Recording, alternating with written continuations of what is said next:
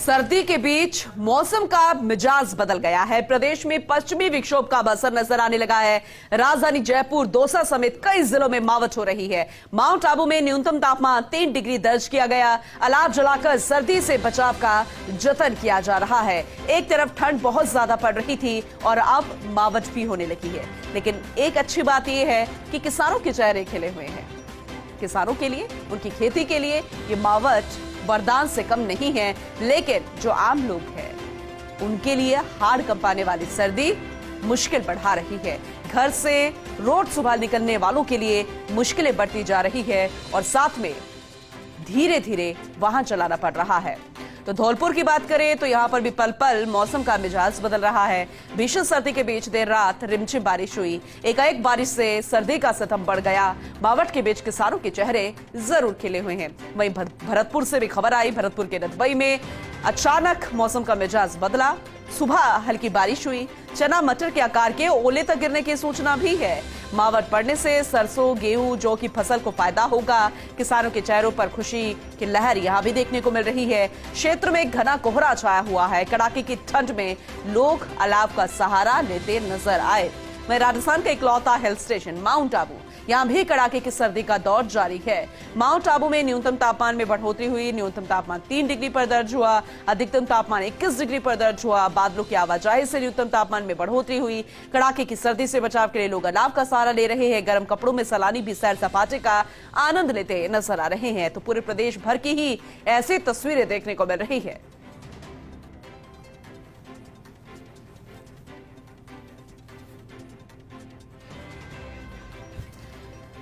तो कैसी तस्वीर फिलहाल आज की बनी हुई है माउंट आबू में, ये जानने के लिए कमलेश प्रजापत हमारे सहयोगी हमारे साथ जुड़ चुके हैं। रुख उन्हीं का करेंगे। कमलेश, जरा बताइएगा कि आज किस तरीके की ठंड है, क्योंकि 11 बजने वाले हैं, लेकिन उससे पहले क्या धूप निकल आई है या फिर अभी भी ठंड बहुत ज्यादा है या धुंध बहुत ज्यादा है? जरा अपडेट कीजिएगा।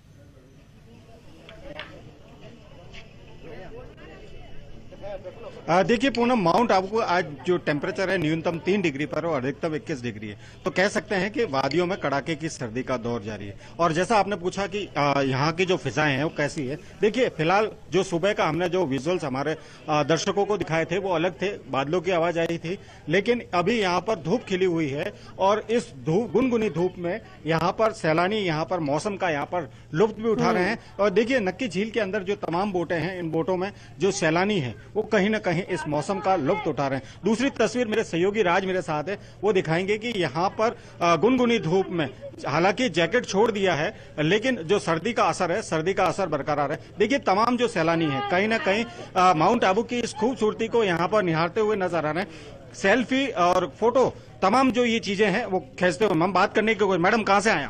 हम जूनागढ़ से, गुजरात। कैसी ठंड है माउंट आबू में, कैसे एंजॉय कर रहे हैं? बहुत मजा आ रहा है और यहाँ की ठंडी एकदम गुलाबी गुलाबी ठंडी। गुलाबी ठंडी लग रही। सुबह ज्यादा ठंड, कितने बजे पहुंचे आप? हम सुबह 8 बजे पहुँच गए। ठंड कैसी थी सुबह? सुबह बहुत ठंडी, पर उसमें मजा बहुत आ रहा है। देखिए तमाम जो सैलानी है पूनम, बात करने की कोशिश भी करेंगे। मैडम आप बताइए कैसी सर्दी है माउंट आबू में? बहुत बढ़िया है। बहुत ज्यादा है। हाँ। कहाँ से आए आप लोग? जूनागढ़ से। जूनागढ़ में कैसी ठंड होती है? अनाथी कम। अनादि कम हुए यहाँ વધારે છે। हाँ, उधर। देखिए गुजराती सैलानी है, उनकी जो मातृभाषा है उसमें बात करते हैं, लेकिन जो सर्दी का असर है वो बरकरार है। सर आपने तो जैकेट भी पहन रखा है, सर्दी है? कुछ सर्दी है, लेकिन अभी देखो मौसम की तरह जो पहले मैं यहाँ पे 10-12 बार आ चुका हूँ, लेकिन जब देखा था तो माइनस से नीचे मतलब हो जाता था, तो ये नक्की झील पूरा मतलब स्केटिंग कर रहे होते, यहाँ पे पूरा जम जाता था। आजकल ठंडी थोड़ा कम है, इसलिए गुलाबी ठंडी है, तो लेने में मजा आएगा, घूमने में फोटो शूट करने के लिए अच्छा लगेगा। हम लोग गुजरात से है, जूनागढ़ से है, तो स्कूल का कॉलेज का मतलब जो टूरिस्ट है उसको लेके आए हैं, तो वो लोग को एंजॉय कर रहे हैं अभी। देखिए ये तमाम जो सैलानी है कहीं ना कहीं। मैडम आप बताइए कैसी ठंड है, कुछ फोटो वगैरह लिए? हाँ, बहुत सारी फोटो वगैरह ली है और यहाँ का व्यू बहुत अच्छा है। यहाँ पर घूमने लायक बहुत अच्छे स्थल। अच्छे।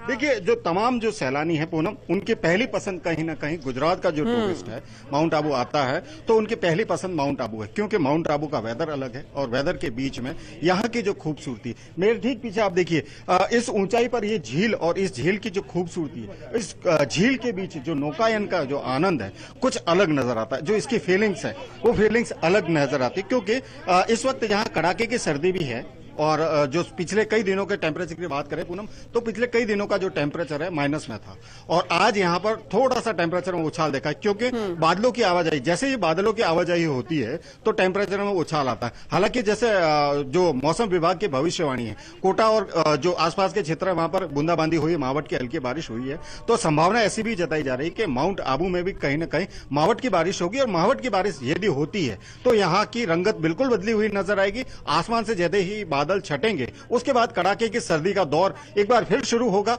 और इस कड़ाके की सर्दी के बीच जो सुबह की जो मनमोहक तस्वीरें होती हैं, पर्यटकों के आकर्षण का केंद्र होती है कि ओस की बूंदें हैं जो बर्फ में तब्दील होती हुई नजर आती, ये तमाम जो तस्वीरें हैं वो यहाँ पर देखने को मिलेगी पूनम। बिल्कुल। वैसे अगर टूरिज्म की बात करें, क्योंकि जो गोल्डन वीक कहा जाता है दिसंबर का एंड, क्रिसमस के बाद और फिर नए साल का पहला वीक, वो किस तरीके से यहां पर रहा, चलिए आपसे जानकारी लेंगे। एक बार राजधानी जयपुर की तस्वीरें भी दिखा देते हैं। कमलेश, आप बने रहिएगा। इंदु राठौर हमारे साथ जुड़ चुकी है, हमारी सहयोगी। इंदु, अभी आप कहां पर मौजूद हो और कैसा मौसम है? क्योंकि जब आप पहले जानकारी दे रही थी तब आपने बताया था कि धीरे धीरे अब ठंड का एहसास होने लगा है, जैसे जैसे दोपहर का समय हो रहा है, ठंडी हवाएं चल रही है। क्या अभी भी वही बना हुआ है या फिर धूप निकल आई है?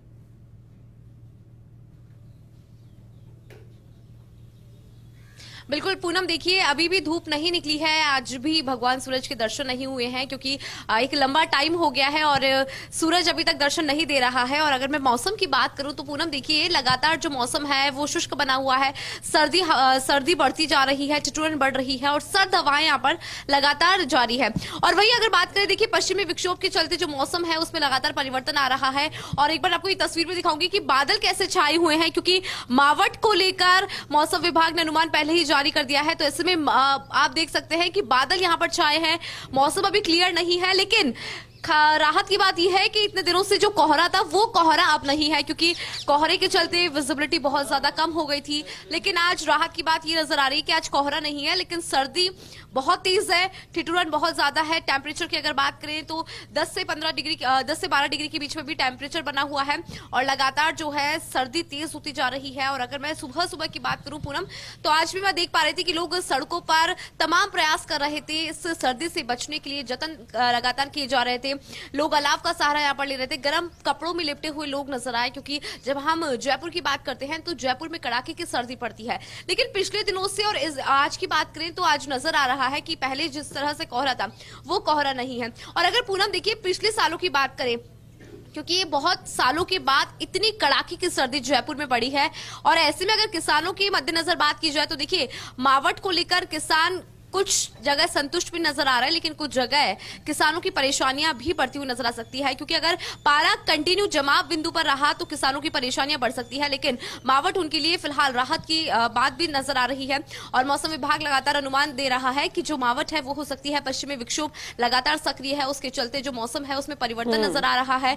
मौसम में ठिठुरन लगातार बढ़ रही है, दिन का मतलब समय बीतता जा रहा है, अभी समय जैसे लगातार आगे बढ़ रहा है, लेकिन सर्दी वहीं की वहीं बनी है, ठिठुरन वहीं की वहीं बनी है।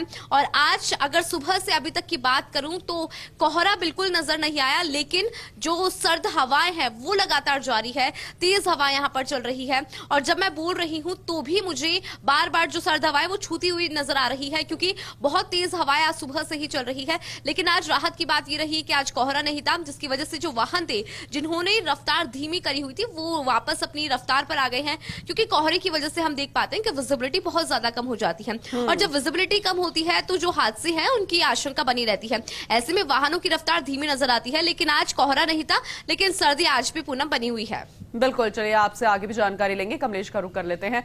कमलेश, मैं टूरिज्म सीजन की बात कर रही थी, जिसे गोल्डन वीक कहा जाता है माउंट आबू में, वो निकल चुका है, लेकिन आपने अभी कुछ सैलानियों से बात की, यानी कि अभी भी आ रहे हैं सैलानी, क्योंकि अभी भी क्रेज जो है माउंट आबू को लेकर इस मौसम में बना हुआ है। आप ज्यादा जानकारी दीजिएगा, कितनी फुटफॉल हो रही है पर्यटकों की?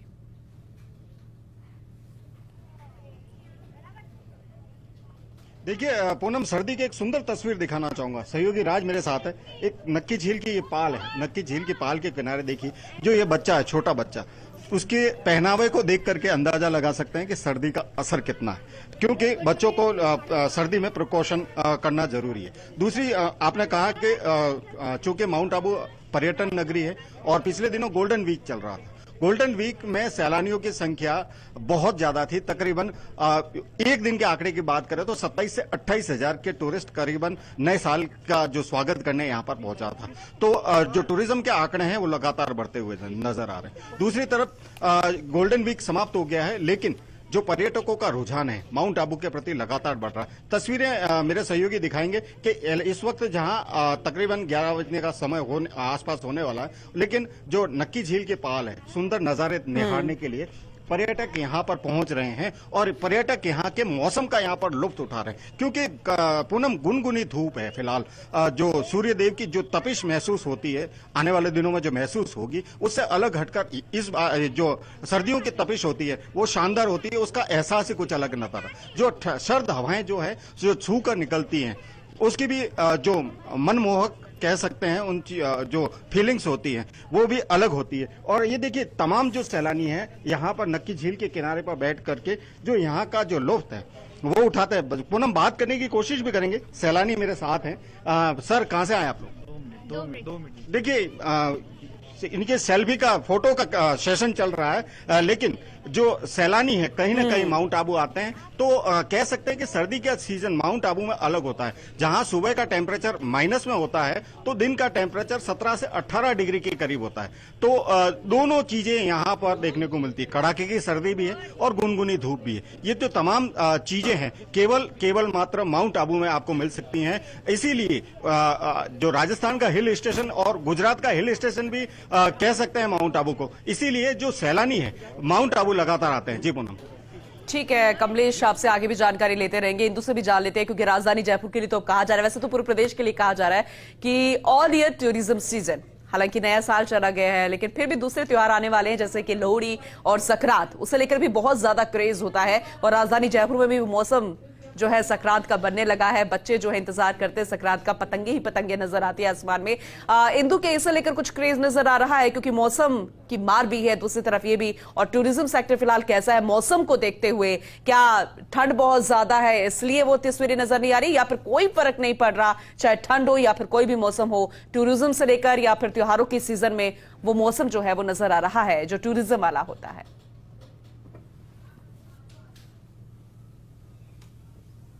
बिल्कुल पूनम, दोनों पहलुओं पे हम बात करेंगे। सबसे पहले बात करते हैं टूरिज्म को लेकर, क्योंकि दिसंबर और जनवरी का जो महीना होता है वो पीक सीजन कहा जाता है टूरिज्म को लेकर।